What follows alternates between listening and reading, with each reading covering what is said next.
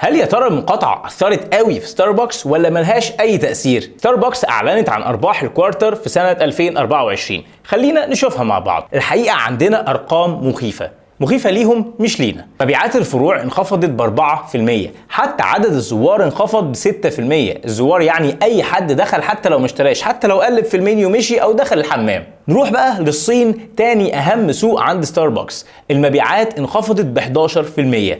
واجمل جزء في اعلان الارباح الاخير هو ان الاداره اعترفت ان حملات المقاطعه اثقلت كاهلهم، مكتوبه بالحرف الواحد مش تاليف من عندي ولا حاجه. قالوا المقاطعه اثرت على المبيعات العالميه. سعر السهم انهار من اعلى قيمه وصل لها اللي كانت حوالي 120 دولار لسعره الحالي اللي حوالي 75 دولار. من بدايه المقاطعه لدلوقتي سعر السهم انهار باكتر من 25%. وفي الاخر يجي لك واحد يتفلسف ويقول لك ان المقاطعه ما بتاثرش، على اساس انهم فاتحين الفروع بتاعتهم عندنا عشان